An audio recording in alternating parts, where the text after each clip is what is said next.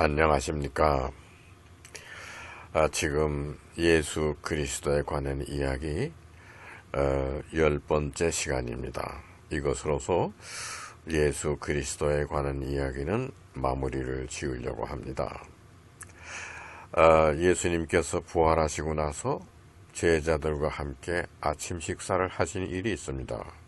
그 자리에서 식사 마치고 나서 베드로에게 3번 네가 나를 사랑하느냐 다짐했다고 하는 설명을 알려드렸습니다. 요한복음서 제일 마지막 장에 기록된 내용입니다.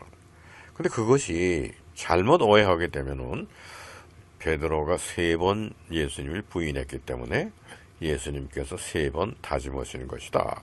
그렇게 이해하기 쉽습니다. 그러니까 절대로 그런 게 아닙니다. 예수님께서는 베드로에게 아가페의 사랑을 요구했습니다.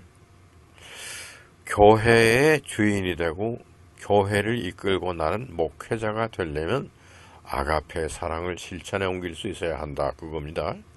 2번 다짐하셨습니다. 네가 나를 아가페로 사랑할 수 있느냐? 베드로는 2번 다 내 사랑은 필리아 수준이라고 하는 것을 주께서 아시나이다. 그렇게 된 겁니다. 3번째 예수님께서 물으셨어요. 필리아의 사랑도 분명한 것이냐? 그때 베드로가 자신이 없었어요. 당황했습니다. 주께서 모든 것을 아시오니 저의 부족한 필리아의 사랑도 어느 정도인지를 주께서 아시나이다. 그렇게 답한 겁니다.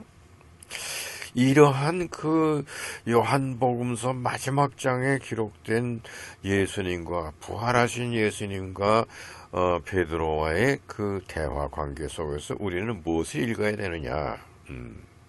교회라고 하는 것은 사랑의 공동체입니다.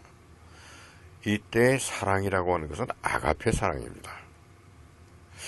신학적으로 사랑을 이해하는 것은 예수님의 말씀하신 사랑입니다. 내가 너희들에게 새 계명을 주노니 서로 사랑하라. 그겁니다. 또 고린도 13장에 나오는 바울 사도의 사랑의 예찬. 여러분들이 잘 아시니까 내가 구구절절 여기서 외울 필요 없습니다.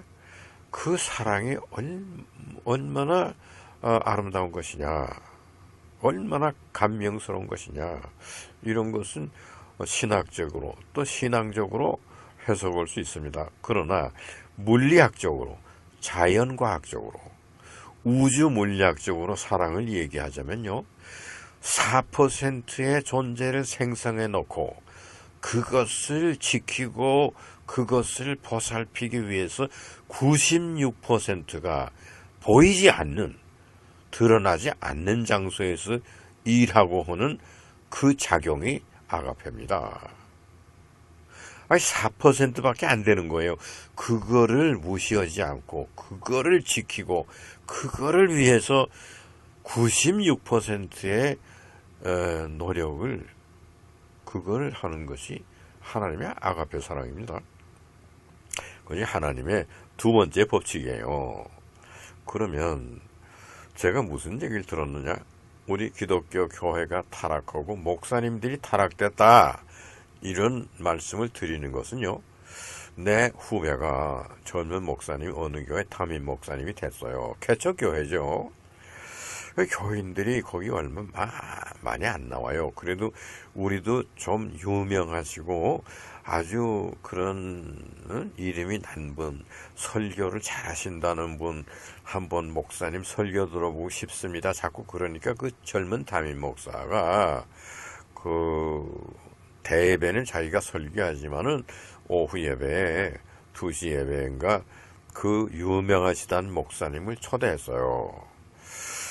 그래서 교인들이 그 2시 예배에 굉장히 많이 나왔습니다. 그래서 다 그 은혜 받았어요. 아이고 역시 훌륭하신 목사님 참 설교 좋군요. 저희가 은혜를 받았고 생명의 양식을 우리가 흡족이 먹고 참 행복합니다. 이렇게 좋았는데 이제 그 담임 목사가 젊은 목사가 한 80만 원을 봉투에 넣어서 목사님에게 저희가 이거 가난한 교회가 돼가지고 오늘 뭐 이렇게 인사를 요것밖에 못합니다. 그러면 그 가난한 교회 개척교회 왔으면 안 받아도 된다. 내가 이 교회 발전을 위해서 헌금을 내놓겠다. 그래도 돼요. 그 목사님은 돈 많아요. 유명하신 분이 돼가지고 좀 안 된 얘기지만 그분 재산이 몇천억이 있어요. 그런 분인데 뭐라고 하냐면요. 저는 옆에 없었으니 들은 얘기인데 뭐라고 했다고 하느냐 하면은 나는 한번 설교하면 300만 원 받습니다. 100만 원도 안 되는 거예요. 이걸 사례라고 내놓습니까? 그랬다는 거예요. 그래서 이 내 후배가 놀라가지고 그냥 여자들 집사님들 막 다니면서 돈 내라 이래가지고 300만 원을 만들어서 아이고 죄송합니다. 제가 실례했습니다. 이렇게 가지고 드렸다는 겁니다. 그랬더니 막 인상 쓰면서 그냥 갔다는 거예요. 여러분, 그게 목사입니까? 내 말씀드릴게요. 그게 목사예요? 수천억 땅까지 그 부동산까지 그 장사하고 말이죠. 하나님 팔고 다니고 설교 은혜스럽게 했다는 소리 들으면 그거 얼마나 보람이 있습니까? 근데 그거 설교 파는 거 아닙니까? 나 300만 원 받아야 된다. 이따오 소리호는 이런 게 목사입니다. 오늘날 말이죠. 이렇게 되면 안 되지 않습니까? 예수님께서 베드로에게 순수한 사랑, 아가페 사랑을 요구했는데 그건 신적인 사랑입니다. 그건 못해도 필리아의 사랑만이라도 있어야 돼요. 그런데 이자 제가 말씀은 그따위 목사가 그 목회자입니까? 안 됩니다.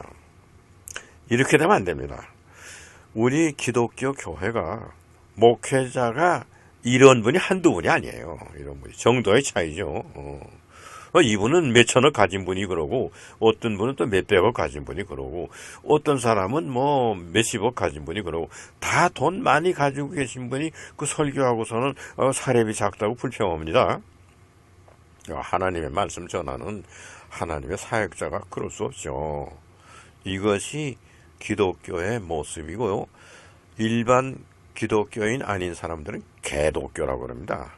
개들 모인 집단이에요. 사람만 못한 겁니다. 왜 그런 소리 듣습니까? 돈 때문에 그런 거예요. 멸망에 가증한 것이 서지 못할 자리에 서고 앉아서는 안 될 자리에 앉으면 말세다 그겁니다. 예수님이 하신 말씀이에요. 그게 뭡니까? 지금은요.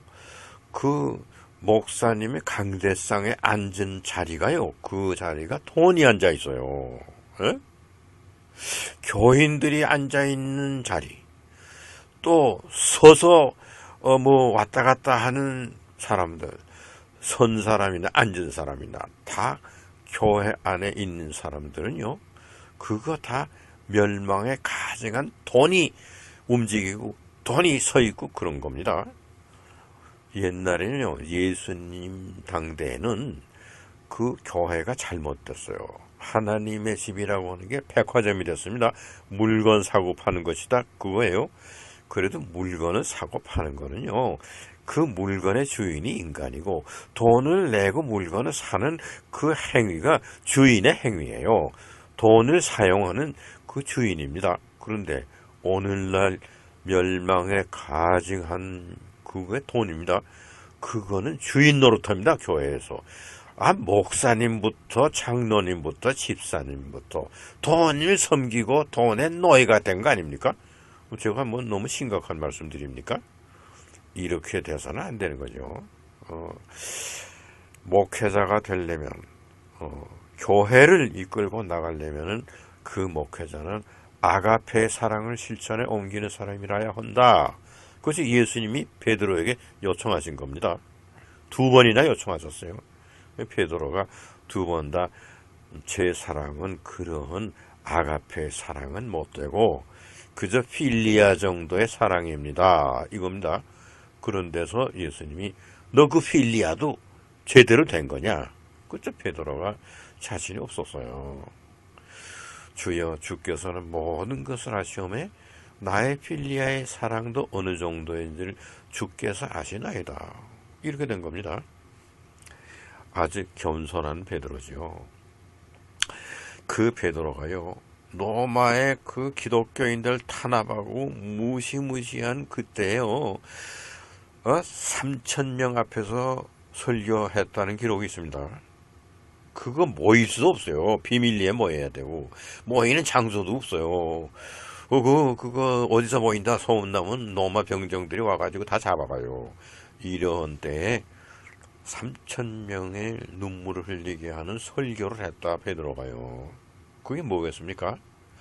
예수님과 직접 만난 이야기, 예수님으로부터 직접 들은 이야기, 자기가 예수님을 3번 모른다고 부인했던 이야기, 예수님의 아가페의 사랑이 무엇이냐, 내가 그런 사랑을 실천에 옮기지 못한다, 나는 필리아의 사랑을 옮겨도 그것도 부족하다, 이러한 얘기를 듣고자 모였어요. 그 얘기에 눈물 흘린 겁니다. 베드로의 그 소탈은 내가 부족하다 말이야. 예수님에겐 난 비교할 수도 없다.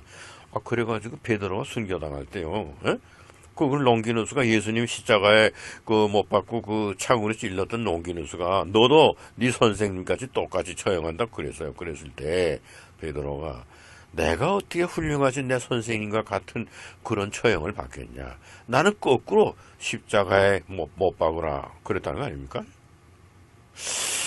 베드로가 이래서 참된 목자고 교황 넘버원입니다. 가톨릭 교회에서.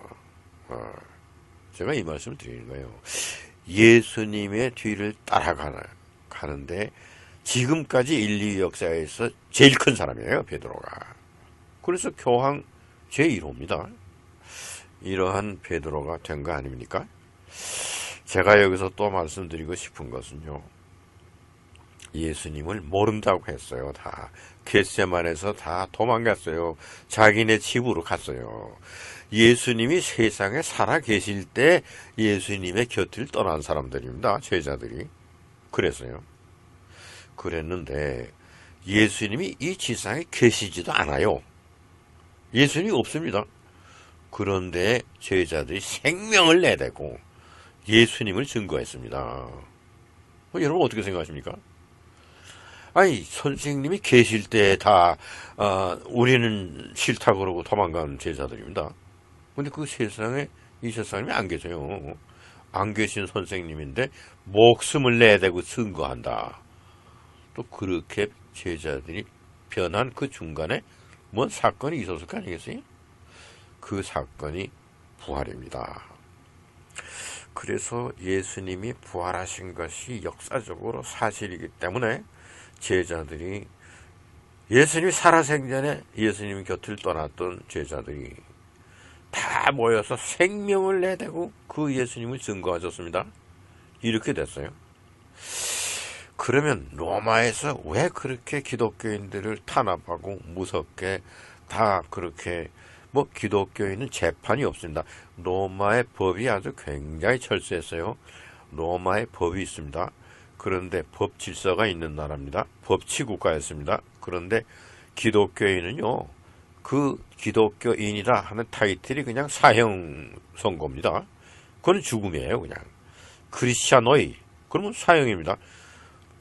그 재판이 없어요.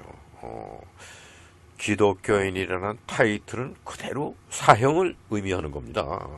이거 바울도 그렇게 했어요. 기독교인들을, 크리스찬노이들 많이 잡아다 오게 가두고 죽이고 했습니다. 그 왜 그렇게 했느냐?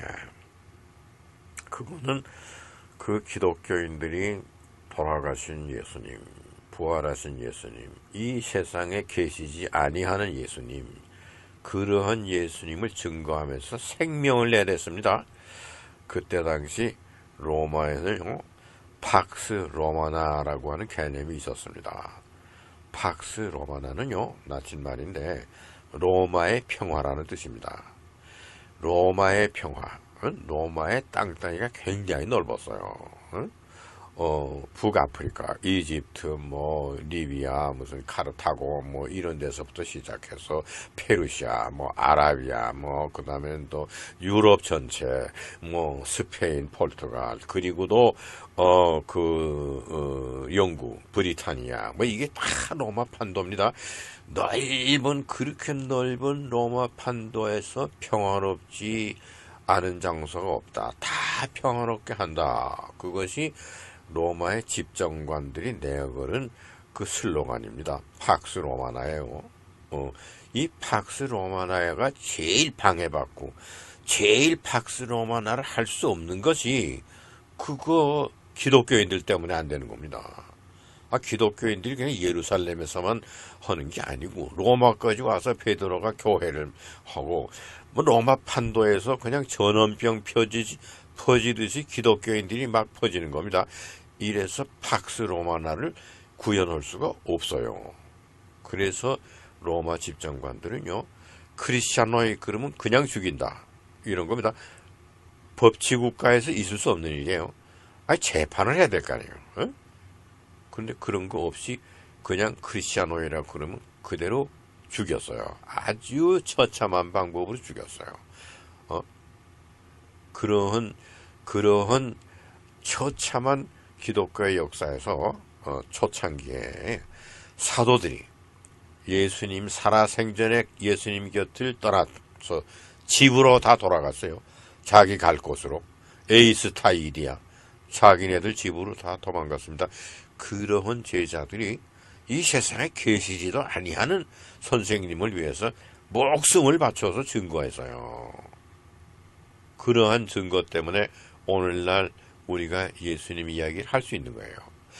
예수님 이야기에 10개나 되는 예수님 이야기, 1번에서부터 10번까지의 이야기가 가능한 것은요, 그 사도들이 목숨을 내대고 증거했기 때문입니다.